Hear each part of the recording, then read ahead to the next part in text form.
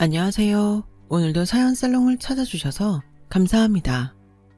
인생 황혼기에 접어든 여성이에요.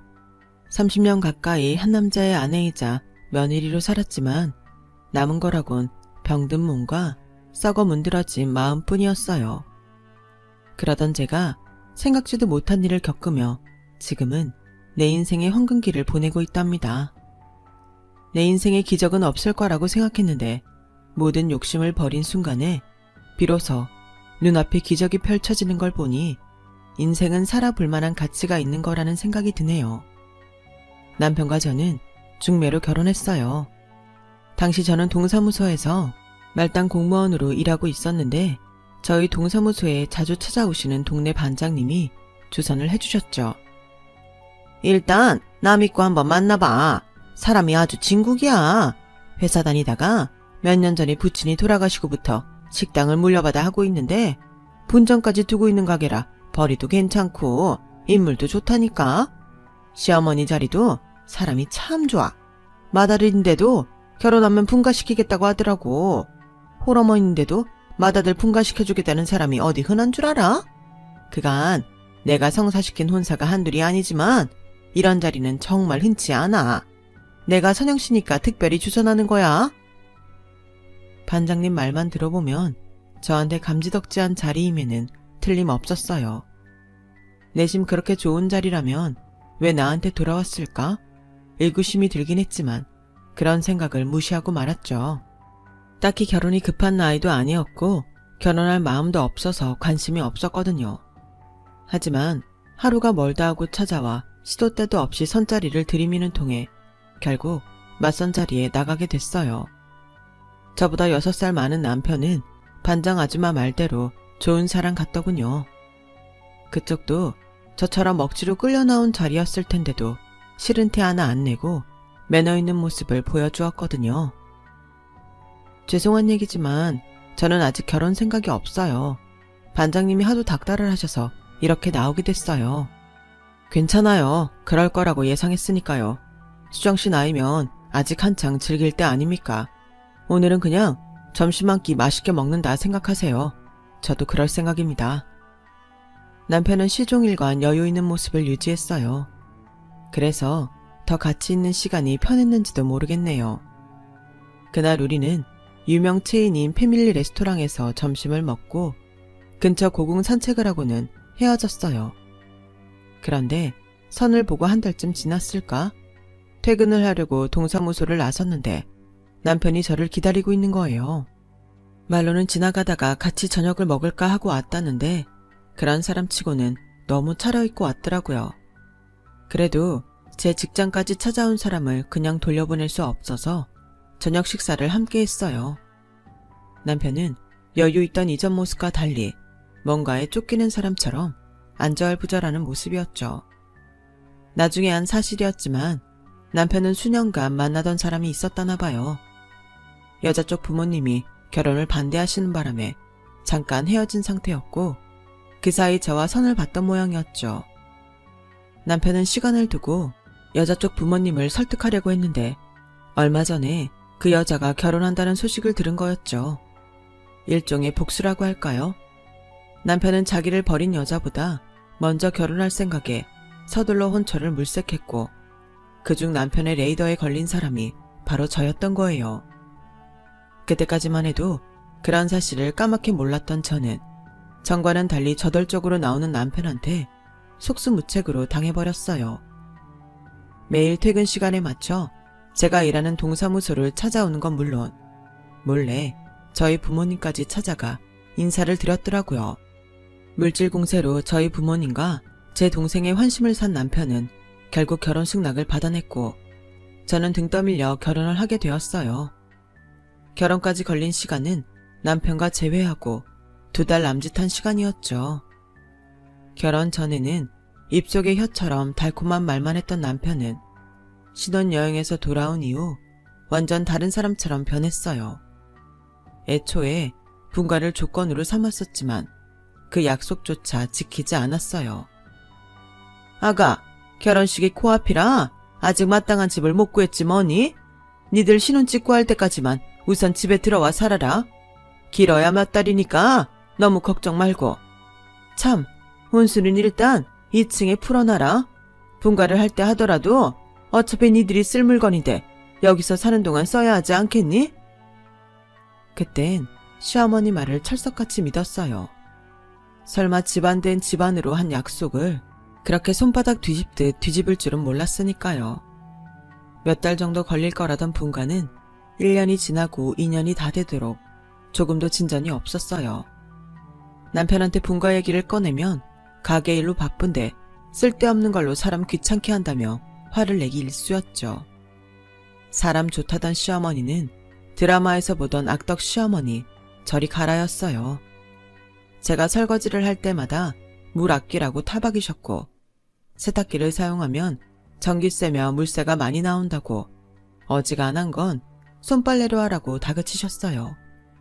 그뿐인가요? 주방에서 채소를 다듬을 때마다 옆에 딱 붙어서서는 하나부터 10까지 잔소리를 해대셨죠. 그나마 시어머니 잔소리로부터 자유로울 수 있는 건 동사무소에 출근한 동안이었어요. 제 월급이 그리 많지는 않았어도 고정적으로 들어오는 수입이라 시어머니도 일을 그만두게 하지는 않았거든요. 대신 일은 일대로 하고 집안일은 또 집안일대로 해야 해서 제 몸이 고달플 뿐이었죠. 집에서 그나마 제 편을 들어주는 건 시동생 뿐이었어요. 시동생은 남편과는 3살 차이로 어릴 때부터 집안의 골칫덩이로 치부되던 사람이었죠. 학창시절 싸움도 많이 하고 가출도 밥 먹듯 했던 사람이었거든요. 그래도 마음은 따뜻해서 저한테 잘해주었어요. 손빨래하는 게 마음에 걸렸는지 어머니 몰래 자기 옷과 속옷은 직접 빨아입었고 저녁에 퇴근을 할 때는 붕어빵 하나라도 사들고 와 제게 건네곤 했거든요. 말수가 적고 살가운 성격은 아니었지만 어딘지 모르게 의지가 되는 사람이었어요. 결혼한 지 3년이 넘도록 제가 임신이 안 돼서 시어머니가 타박을 할 때도 저를 감싸준 건 남편이 아닌 시동생이었어요. 엄마, 애는 형수 혼자 가져. 형한테 문제가 있는지도 모르는데 왜 형수만 잡아? 내 새끼 귀하면 남의 새끼도 귀한 법이야. 좀 작작 좀 해. 이놈의 자식이 어디 엄마한테 그딴 소리를 해. 넌 네 형수만 보이고 네 애미는 안 보이냐? 네 형수가 뭘로 널 구워 삶았는지 모르겠지만 널 배 아파 낳은 건 나야. 이 나이 때까지 속이 문드러지도록 썩어가며 키운 건 네 애미라고. 근데 내 앞에서 지 형수 편을 들어? 배은망덕한 놈 같으니라고? 착한 아들인 남편은 어머님 앞에서 말대꾸 한 번 한 적이 없었지만 시동생은 달랐어요. 자기 엄마라도 잘못했으면 편을 들기는커녕 모진말도 불사했거든요. 그래서 저 때문에 시어머니한테 시동생은 제대로 미운 털이 박혀 있었죠. 거기다 불난데 기름 붓는 격으로 어머님이 반대하는 결혼을 감행하는 바람에 모자 사이는 더 벌어지게 되었어요. 아우, 내가 전생에 무슨 죄를 지었길래 저런 걸 며느리로 받아야 돼. 남편 앞서 보낸 것도 서러운데 이젠 병신 며느리까지 데리고 살아야 되냐고. 시어머니가 이러시는 데는 이유가 있었어요. 저희 동서는 귀가 잘 안 들리거든요. 그런 이유에서였는지 친부모한테 버려져 시설에서 자랐다나 봐요. 시설에서 나온 뒤 시동생이 다니는 공장에 취직했는데 시동생이 그간 많이 돌봐줬던 모양이에요. 그러다 서로 정이 들어 시동생이 동서 자취방에 드나들게 되었고 그러다 임신까지 하게 된 거였죠. 시동생 성격에 자기 애를 가진 여자를 나몰라라 할 사람은 아니었어요.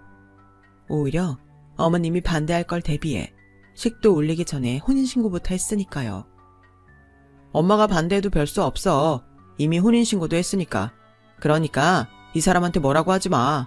어차피 우린 나가 살 거니까 마주칠 일도 없겠지만.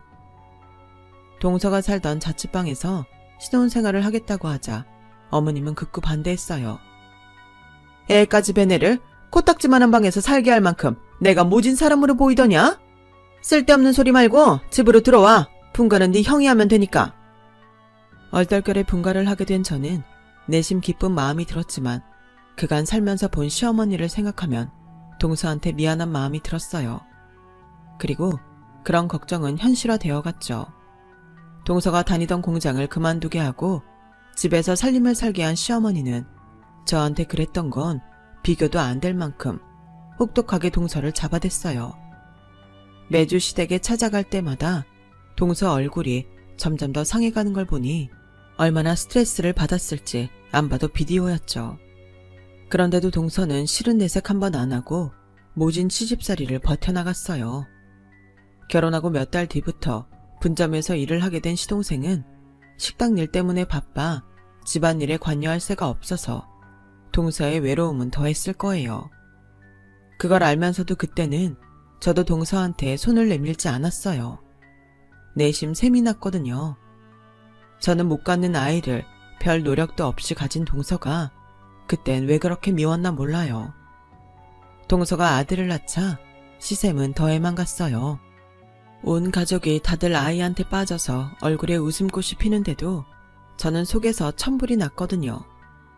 그러다 산부인과에서 제가 불임이라는 판정을 받았을 때는 정말 미치는 줄 알았어요.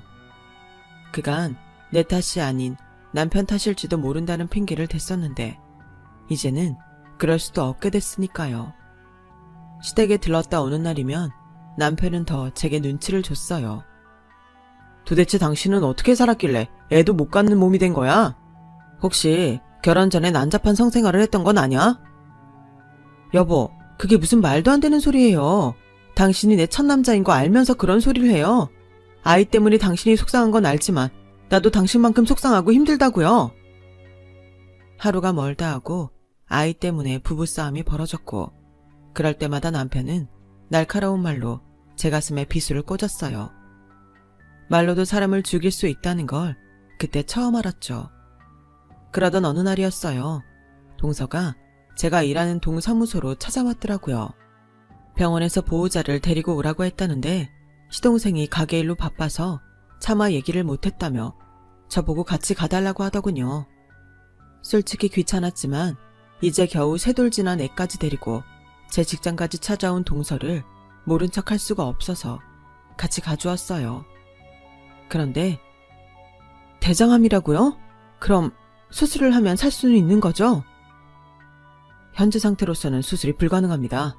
차라리 환자가 편하게 지낼 수 있도록 가족분들이 돌봐주시는 게 최선입니다. 동서는 의사 선생님 입술을 뚫어지게 보며 입술을 읽어내기 바빴어요. 그리곤 그 말뜻을 알아챘는지 낮은 한숨과 함께 몸이 푹 가라앉더군요. 시한부 판정을 받은 동서와 병원을 나서는데 자꾸 어린 조카가 눈에 밟혔어요. 나는 아이를 낳아본 적은 없지만 동서와 같은 상황이 된다면 제일 먼저 걱정이 되는 게 자식일 것 같았거든요. 그래서 동서와 조카를 데리고 저희 집으로 갔어요.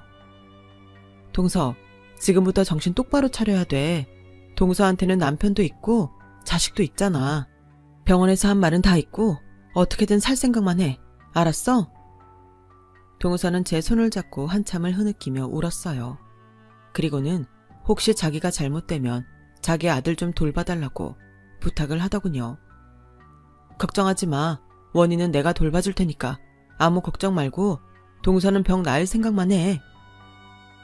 동서가 암 판정을 받자 시동생은 가게 일도 팽개치고 전국을 돌며 동서병에 좋다는 약이며 약초들을 사다 날랐어요. 하지만 그런 노력에도 불구하고 동서의 병세는 점점 더 악화되었죠. 그리고 결국 몇 개월 뒤 동서는 세상을 떠나고 말았어요. 동서가 죽자 시동생은 곡기도 끊고 술만 마셔댔고 그런 작은 아들을 보며 시어머니는 저주 섞인 말을 하셨어요. 망할년, 기어이 내 아들까지 데려가려고 하는구나. 갈 거면 지나 곱게 갈 것이지. 애초에 그런 건 집에 들이는 게 아니었는데 애뱉다는 핑계로 내 집에 들어와 집안을 쑥대밭을 만들어? 죽어서도 지옥불에 떨어질 령 같으니라고. 그날 어머님의 독설에 시동생은 미친 사람처럼 길길이 날뛰었고 그렇게 집을 뛰쳐나간 시동생은 교통사고로 세상을 떠났어요. 올케 장례를 치른 지 한 달도 안 된 시점이었죠. 집안에 줄초상이 나자 시어머니는 모든 걸 어린 손자 탓으로 떠넘겼어요. 하루아침에 부모를 잃은 아이에게 모진 말을 퍼부어대는데 비록 내 배 아파 낳은 자식은 아니지만 그대로 볼 수만은 없더라고요. 그래서 남편한테 말해 조카를 저희 집으로 데리고 왔어요. 동서랑 했던 약속도 있었으니까요. 제가 다니는 동사무소 근처 어린이집에 등록을 시키곤 조카를 데리고 출근을 하며 지냈는데 하루는 제가 어린이집에 도착해보니 오전에 할머니가 와서 데리고 갔다고 하지 뭐예요. 불안한 마음에 시댁으로 달려가 봤더니 조카는 없고 어머님 혼자 식사를 하고 계시더라고요. 어머님, 원희는 어딨어요? 어머님이 데려가셨다고 하던데요. 그건 찾아 뭐해? 내 새끼 잡아먹은 년이 싸지른 앤데 그걸 내 집에 왜 둬? 내가 갖다 버렸다. 우악스럽게 밥을 입에 쳐넣으며 하는 말에 욕지기가 일었어요. 어디다 버렸는데요? 말해요 어서. 이게 어디 시애미 앞에서 큰 소리야. 어디다 버렸으면 네가 어쩔 건데. 네가 데려다 키우기라도 할 거냐? 네, 제가 키울 거예요. 그러니까 어서 말하라고요. 몇 시간이나 달라붙어 어르고 달랜 후에야 저는 어머님이 조카를 버린 시설을 알아냈고 그 길로 달려가 조카를 데려왔어요. 그날 밤 남편한테 이 사실을 말했더니 남편이 심드렁한 표정으로 그러는 거예요. 어쩌면 그게 최선일지도 모르는데 굳이 애는 왜 데려와? 딱하긴 하지만 어쩌겠어. 당신 그걸 말이라고 해? 큰아빠라는 사람이 어떻게 조카를 시설에 버리란 소리를 해? 당신이나 어머님이나 정말 너무한 거 아니야?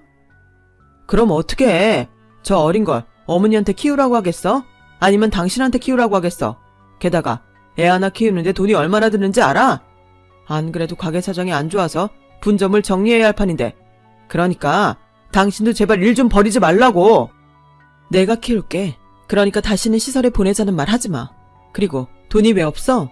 도련님 교통사고 보상금이랑 보험금 나올 텐데. 그 말에 남편은 인상을 찌푸렸어요.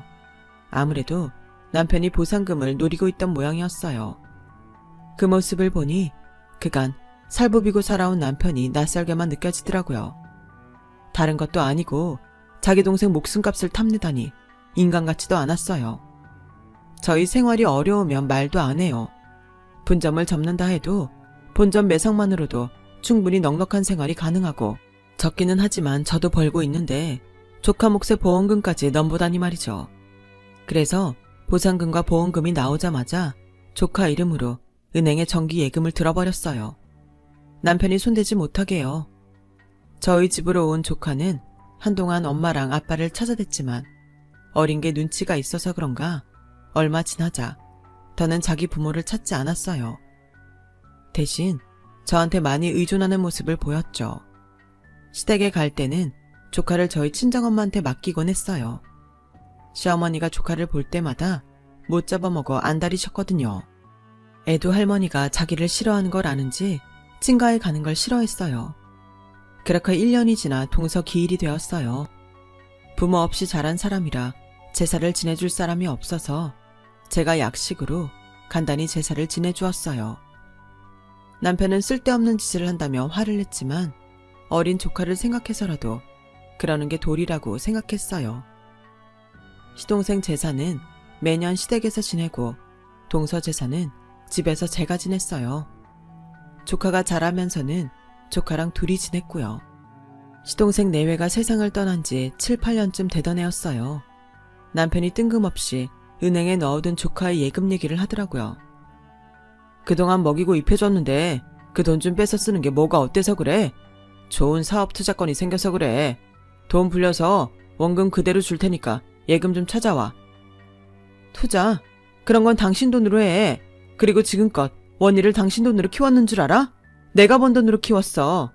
당신이 가져다 준 생활비는 당신이 먹고 자고 당신 어머니 뒤치다거리 하는 것만으로도 부족했다고. 그러니까 원희 돈에 손댈 생각 하지 마. 남편은 그 후로도 연중 행사처럼 툭하면 예금을 찾아오라고 난리를 쳤지만 저는 끝까지 맞서 싸우며 조카 앞으로 든 예금을 지켰어요. 그러는 사이 남편과의 불화는 점점 심해졌고 남편은 일을 핑계로 집에 들어오지 않는 날이 늘어갔죠. 집에 들어와도 저를 거들떠보지도 않았어요. 심지어 한 번은 제가 맹장염으로 꼼짝도 못하고 거실 바닥에 쓰러져 있었는데도 남편은 어디 아프냐는 말 한마디 없이 밥 안 차려준다고 성질을 내고 나가버리더군요. 시험 기간을 맞아 도서관에서 공부를 하고 돌아온 조카가 저를 발견해 병원 응급실로 달려갔고 그 길로 바로 수술을 받았어요. 조금만 더 늦었으면 큰일 날 뻔했다는 의료진의 말에 서러워서 눈물만 나더라고요. 그때 어느 정도 마음을 정리했던 것 같아요. 남편과 저는 남보다 못한 사이라는 걸요. 남편의 무관심과 시어머니의 폭력에 가까운 폭언 속에서도 흔들리지 않고 살 수 있었던 건 저밖에는 의지할 데가 없는 조카 때문이었어요. 그저 이 아이가 자라서 단란한 가정을 이룰 수 있을 때까지 내가 버텨야겠다는 생각뿐이었으니까요. 조카는 시동생을 닮아서 그런지 믿음직스러운 구석이 있는 아이였어요. 말수가 적고 어딘가 모르게 보스 기질도 흐르는 아이였죠. 싸움을 하고 다니지는 않았지만 조카 친구 녀석들 말을 들어보면 일진들도 함부로 건들 수 없을 정도로 꽤 주먹이 센 모양이었어요. 하긴 체격도 다부진 게 한눈에 봐도 어디서 맞고 다닐 아이로 보이진 않았죠. 그것도 시동생을 닮았다면 닮았다고 할 수 있겠네요. 조카를 키우면서 가장 걱정이 됐던 건 동서를 닮아 귀에 이상이 있지는 않을까 하는 거였어요. 하지만 다행히도 청각에 문제는 없더라고요. 그거 하나만으로도 다행이다 싶었죠. 자라면서 속 한 번 썩인 적 없던 조카는 공부도 곧잘 해서 대단히 원저를 해둔 것도 없었는데 명문대에 입학해 로스쿨까지 가게 되었어요. 조카가 대학에 들어가면서 은행에 넣어두었던 예금을 조카한테 넘겨줬는데 그 돈을 어찌나 잘 굴렸는지 학비 걱정 없이 다니게 되었죠. 머리 좋은 녀석이라 그런 건지 저는 들어도 모르는 코인이며 주식으로 꽤나 돈을 불렸던 모양이었어요. 제가 살면서 가장 잘한 게 있다면 시동생 내외 대신 조카를 키웠다는 거예요. 그런데 그 덕을 제 인생 위기의 순간에 톡톡히 받게 될 줄 누가 알았겠어요. 20년 넘게 공무원 생활을 하다가 퇴직한 저는 퇴직금으로 친정아빠 요양원비를 대주었는데 이 사실을 알게 된 남편이 자기한테 상의도 없이 목돈을 썼다며 이혼을 요구하지 뭐해요. 명색에 우리가 부부인데 나한테 상의 한마디 없이 이래도 돼? 너 지금까지 네 천장에 얼마나 빼돌렸어? 애도 못 낳는 여자 소박 안 당하고 사는 것만으로도 감사해야 할 판에 내 집 돈을 빼돌려? 너 제정신이야? 부부? 이럴 때만 부부를 찾네. 나 맹장염으로 당신 앞에 쓰러져 있을 때 당신은 어떻게 했어? 부부라는 사람이 아내가 죽어가는데도 눈 하나 깜빡 않고 밥 타령하다가 뛰쳐나갔잖아. 그래놓고 돈 앞에서만 부부야? 나 지금껏 살면서 내 친정에 10원 한 푼 가져다 준 적 없어. 오히려 지금까지 당신 어머니한테 들어간 돈이 더 많다고. 당신은 자기 어머니한테 돈 갖다 주면서 나한테 상의한 적 있어? 어머니 모시고 유럽 여행 갈 때도 나한테 말 한마디 없었잖아. 당신이랑 어머님이 유럽 갔다 온 것도 나중에서야 식당 직원 통해 들어서 알았다고. 그런데 부부 운운하며 나한테 따질 게 있냔 말이야. 야, 네가 우리 엄마한테 제대로 하는 게 없으니까 나라도 효도 여행 보내드린 거잖아. 네가 오죽하면 내가 나서서 그랬겠냐. 하여간 옆에 내가 제대로 하는 것도 없으면서 남 탓하기는. 암튼 난 더는 너랑 못 살겠으니까 이혼해. 내가 네 연금까지는 분할하자는 말 안 할 테니까 너도 재산 분할이니 뭐니 떠들 생각 마. 이 집도 결혼할 때 우리 쪽에서 마련해 준 거니까 탐낼 생각 말라고. 애도 못 낳아서 우리 집 대까지 끊었으니 그 정도 양심은 있으리라 믿는다. 결국 남편은 빈몸으로 나를 내쫓겠다는 거였어요. 소송을 걸면 다만 얼마라도 받을 수 있겠지만 그렇다고 해도 직장까지 그만둔 이 나이에 앞으로 어떻게 살아야 할지 겁이 나더라고요. 그때 생각난 건 로스쿨에 다니는 조카였어요. 숙모가 돼서는 이혼 문제에 조카를 끌어들이는 게 창피하긴 했지만 그땐 믿을 곳이라곤 조카뿐이었거든요. 제 사정을 전해들은 조카는 아직 자기는 변호사 시험도 보지 않은 터라 도움이 안 되겠지만 선배들한테 부탁해 소송을 진행해 주겠다며 걱정 말라고 하더군요. 이혼을 앞두고 머리가 복잡해진 저는 저 나름대로 이혼 경험이 있는 지인들에게 조언을 구했어요. 그런데 신기한 건 하나같이 이런 말을 하더란 거예요. 남편이 갑자기 별것도 아닌 일에 이혼을 요구할 때는 꼭 이혼을 해야만 하는 이유가 있기 때문이야. 네 남편 여자가 있는 거라고. 너한테 위자료 안 주고 내쫓으려고 수쓰는 거야. 그러니까 업체 통해서 네 남편 뒤 좀 밟아봐. 굳이 그럴 필요가 있을까 싶었지만 30년 결혼 생활을 하고 빈손으로 나갈 수는 없어서 지인 말대로 업체를 찾아갔어요. 그리고 얼마 뒤 기가 막힌 소식을 접할 수 있었죠. 수십 년 동안 남편이 두 집 살림을 해왔더라고요. 기가 막힌 건 그 상대 여자의 정체였어요. 결혼 전에 남편과 사귀던 여자였거든요. 여자 쪽 집안의 반대로 헤어졌다가 각자 결혼 후 다시 만나 불륜을 이어갔던 거예요. 여자한테는 애가 둘이 있는데 업체 말로는 제 남편 아이일 확률이 높다고 하더군요. 여자가 반년 전에 이혼을 했는데 아마도 남편이 이혼을 요구하는 이유가 두 사람이 재혼을 하려고 그러는 것 같다고 했어요. 이미 양가 부모님을 만나 인사까지 드렸다고 하더군요. 놀라운 건 예전에 어머님을 모시고 유럽 여행을 떠났을 때도 그 여자와 동행을 했었다는 거였죠. 한마디로 저만 빼고 남편과 시어머니는 그 여자를 진작부터 받아들였던 거예요. 그런데 웃기죠? 남편의 오랜 외도 사실을 알았는데도 화가 나기는커녕 차라리 이걸로 위자료와 재산 분할을 제대로 받을 수 있겠다는 생각이 먼저 들었다는 거예요. 업체에서 받은 자료를 조카가 소개해준 변호사한테 넘기고 바로 소송을 진행했어요. 그랬더니 남편이 득달같이 달려왔더라고요. 야, 하다 이제 내 뒷조사까지 했냐? 그래, 나 여자 있어. 그거 인정해. 근데 내가 왜 여자를 만들었겠니? 이게 다 너 때문이잖아. 네가 내 애만 낳을 수 있는 여자였다면 내가 밖에서 딴 여자를 만났겠니? 네 잘못은 생각 않고 어디서 건방지게 소송을 걸어? 당장 소송 취하해. 이보세요, 김성민 씨. 정신 차리세요. 나 때문에 바람을 피운 거라고? 어디서 개풀 뜯어먹는 소리야. 그 여자가 누군지 내가 모를까봐 그래? 네가 결혼 전부터 죽고 못 살던 그년이잖아. 너 외도하는 거 내가 몰랐을까봐 그래? 예전부터 의심이 갔지만 툭 하면 당신이 애 못 낳는 여자 때문에 인생 망쳤다는 소리 하는 거 듣기 싫어서 그동안 꾹 참고 아무 말 않고 살았어. 근데 네가 끝까지 이렇게 치졸하게 나올지는 몰랐다. 내가 옛 정을 생각해서 위자료랑 재산 분할만 받고 끝내려고 했는데 안 되겠다. 니들 두 연놈이 얼마나 위선적이고 더러운 것들인지 다 까발려야겠어. 앞으로 니네 식당에 여자 손님은 없을 거다. 내가 인터넷이고 뭐고 죄다 소문 내줄 테니까 그년이 낳은 네 자식들 어디 직장생활 제대로 할 수 있는지 보자고. 누구랑 결혼하게 될지는 모르겠지만 그때도 나 쫓아가서 부모란 인간들이 어떻게 더럽게 살아왔는지 죄다 밝혀줄 거야. 소송 걸 테면 걸어. 그깟 벌금 나 안 무서워. 내 목적은 니들이 얼굴 들고 밖에 못 다니게 하는 거니까. 알았어? 살벌한 제 경고에 남편은 무릎까지 꿇고 싹싹 빌었어요. 제발 애들만큼은 건들지 말라면서요. 사실 처음부터 애들은 건들 생각조차 없었지만 그걸 빌미로 남편한테 위자료를 더 받아낼 수 있었어요. 이혼을 살던 집과 남편 재산의 상당 부분을 분할받았어요. 그리고 여전히 저는 조카와 함께 살고 있어요. 조카 덕분에 좋은 변호사를 만나 소송도 이기고 제 남은 일생을 살면서 충분히 쓸 수 있는 돈까지 생겼네요.